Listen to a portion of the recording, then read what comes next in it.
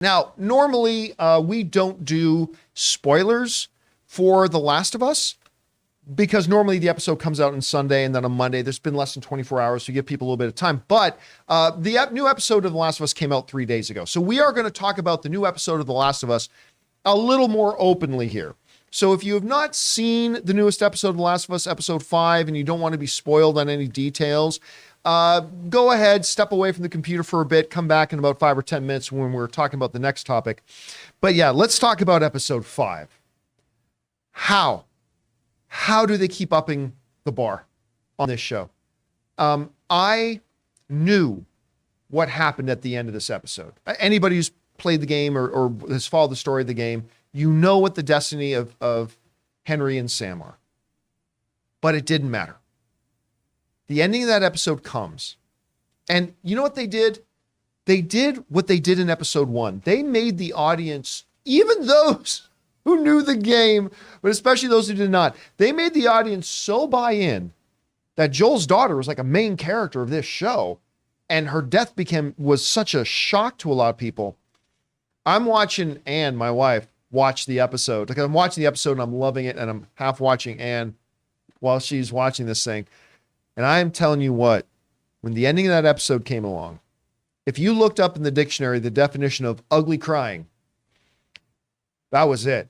Like I looked over at my wife and she was like tears, waterfalls, emotion and whatever. They just reached in and grabbed the audience's emotional heart and ripped it out. It was so powerful. And the juxtaposition about the state of Joel and Ellie, like they were a version. They were like looking in the mirrors. They sat across from each other. They were looking at a different version of themselves. And ultimately in this world, does it really mean no matter what you love and try to protect, are you doomed to fail and are you doomed to lose and doomed to tragedy and all this kind of stuff? I'll tell you what, one of the criticisms we've heard, generally only from people who played the game, was that there's not enough fisticuffs in this show yet, not enough action yet. When that truck fell into the ground, I think we knew the bloater was coming out. I wasn't ready for this World War Z like flood and wave of infected come pouring out. And it was just horrifying. And when that bloater grabbed, I don't know what to call him other than Tommy, the guy who does the voice of Tommy in the video game, and he was the right-hand man of... Jeffrey Pierce. Jeffrey Pierce, thank you. When the bloater comes out and grabs Jeffrey Pierce and just plucks his head off. It's like, oh my God. And then she's a little child. First of all, there's a child clicker. And when the little child clicker like jumps on her and just tears her apart, you're like, that's what you get. But one of the things that I still get, like from this character to her character, like even though they're the bad, quote unquote, the bad guys, you empathize. So like when they're standing around in her childhood bedroom and she's telling the story about growing up with her brother, and she's like, oh, I know he would want me to forgive them. But what does that get me? Like, I love stories that delve into, and this is what Last of Us does great, what pain does to even very good people. Pain can change you, man. Pain will make you not recognize yourself in the mirror, the things you're capable of doing when you are in pain. And they made it very clear, she had suffered such unspeakable pain that all she could think about now is wanting to revisit that unspeakable pain on others. I mean, it was powerful. You could tell these were people, they follow her because she was probably, before all this garbage, a really good person. He was probably a really good person. And now we're doing unspeakable things. And it just, the narrative of this thing and the emotional human truth that it speaks compels me every step of the way. Oh, and just for a bonus cherry on top, they throw in this like world-class like action scene at the end with the infected getting out, and it's horrifying and it's terrifying. And then, the end of the episode. If you were crying at the end of episode 3, you were very much doing a different kind of crying at the end of episode 1. One was the end of A Beautiful Life, and we cried out of beauty. This one was a tragic end far too early for a child we became totally attached to, and the person just trying to protect that child at all costs.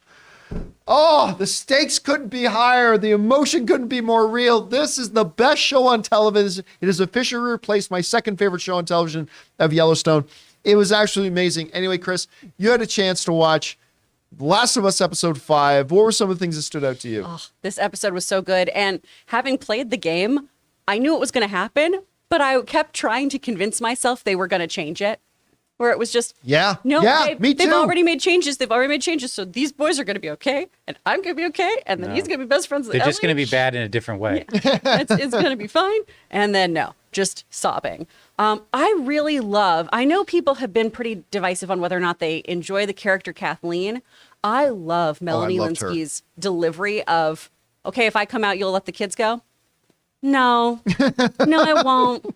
Because it could have been this really angry, hateful moment. And instead it was just, did you ever think that maybe he should just die? Maybe he was meant to. All of that, just how dismissive she was so compelling to me. I loved it so much because it was even more hurtful then of just, I really just don't give a shit. I'm not going to do anything good. I already killed a room full of people. I don't care about your little brother, bud. Fuck you. I loved everything about that. The clickers coming out were really, really great. The bloater was so amazing. Shout out to Rule Sabea, who helped bring the voices of the bloaters to life. I love that. It's such a good episode. It's so heartbreaking. They did such a good job. This is such a good adaptation. It kills me. And the change in it too about making Sam deaf was like, oh my, they were talking about it afterwards about it's like, and it was so organic. It was such a massive departure from the game, obviously for the character, but they talked about it afterwards. Druckmann and Mason were talking about it afterwards. It just created another tether between Henry and Sam. Like one really did rely on the other. It was just so beautifully done. We want to take a second to thank a sponsor of this video, Mint Mobile. If saving more and spending less is one of your top goals for 2023, why are you still paying insane amounts of money every month for your phone bill? Switching to Mint Mobile is the easiest way to save this year. As the first company to sell premium wireless service online only, Mint Mobile lets you order from home and save a ton with phone plans starting at just $15 a month. You guys know I made the switch over to Mint Mobile a while ago. The process couldn't have been easier, and I can't believe that I am spending less than a third of what I was spending on one of the other major carriers before. By going online only and eliminating the traditional costs of retail, Mint Mobile passes the significant savings on to you. All plans come with unlimited talk, text, and high-speed data delivered on the nation's largest 5G network. Use your own phone with any Mint Mobile plan and switch easily in minutes with eSIM. To get your new wireless plan for just $15 a month and get the plan shipped to your door free, go to mintmobile.com/Campea. That's mintmobile.com/Campea. Cut your wireless bill to $15 a month at mintmobile.com/Campea. Anyway, Rob, you had a chance to watch the episode. What was the things that stood out to you? Again, I thought it was a terrific episode. And I have to say, Bella Ramsey, I don't remember the actor who played Sam, but the relationship that they developed over the course felt so natural. I mean, what I loved about all this is they're just teeing you up. You're watching this going, oh my God, the relationship is so well done. And when it comes to adaptation, you brought up earlier about, well, there's not enough gunplay. Well, that doesn't work in a drama. You can't just have action scene after action scene after action scene because it would become very boring very quickly. And what is this called? It's called The Last of Us. And what it really is all about is, what is the tragedy of losing humanity? And that's what this show is about. It's about the end of mankind, and ultimately we as viewers hopefully will glean, why is mankind worth preserving through this whole journey that they're on. And the thing that killed me was when Sam asked Ellie, what happens inside? When you turn into a monster, are you still you inside? I mean, that line was that, and the way he delivered it, that kid's a great actor. Yeah. The way he just delivered and the look in his face, because that's something a kid would say. There's nothing more horrifying than a child realizing everything that I am is gone. That's what a fungal infection will do to you. And this episode I thought was terrific, and like you said, the action scene. I love seeing Terry Notary, the movement coach. If you watch the Yeah, that was really good. Terry Notary was on Superman Returns for a year, so I really kind of got to know him. And he's a terrific guy, but he's worked on the Planet of the Apes movies and he's worked with Andy Serkis a lot. And seeing him, show the people who are to the uninfected how to move, it was great to see him because he brings a lot. A lot of people don't think about these things, but he brings a lot to that movement. And when you watch that mass of creatures, I know it's duplicated via CG because they can't have millions of creatures for all different reasons, but I loved seeing that because that's what makes those things terrifying. Yeah. They don't run like real people. And I just thought everything about it was terrific. And, even the scene, even the moment where Pedro Pascal walks in on the old man, the lookout, Yep. And he says, don't. And it cuts away and you hear the gunshot. Please don't. Please don't. And the way the show is done, it's so well. What Craig Mazin was able to do with Chernobyl and the situation of what was going on, the radiation, and in a way, there's something very similar going on. He's very good at setting up apocalypses and how people deal with them. Craig Mazin, if he has a sub niche, he's very good at this. And he's taking what he learned with Chernobyl and he's brought it over. I mean, who would have thought the guy who worked on hangover movies could tug at our heartstrings and our souls the way Mazin is now? And I mean, he's writing most of these episodes and they've been quite astonishing. I'll tell you what, too. By the time they're digging the graves at the end, like the sound beside me on the couch, like,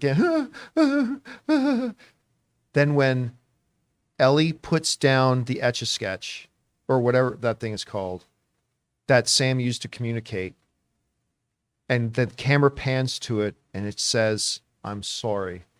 So Anne was, and then the "I'm sorry" comes on. It's like, like the crying and that emotion that she just dropped that there and then walked away. And you can see the hardening of Ellie too. John turns to Joel, "We got to go." She's so hurt and in so much pain from, oh my God, it was so well done. I don't remember the name of the director of this episode, but kudos to him because when Henry was brandishing the weapon after he'd shot Sam, and the way it was directed with the gun still up pointing at Pedro Pascal, and I'm just like, are they gonna change? Is he gonna get shot?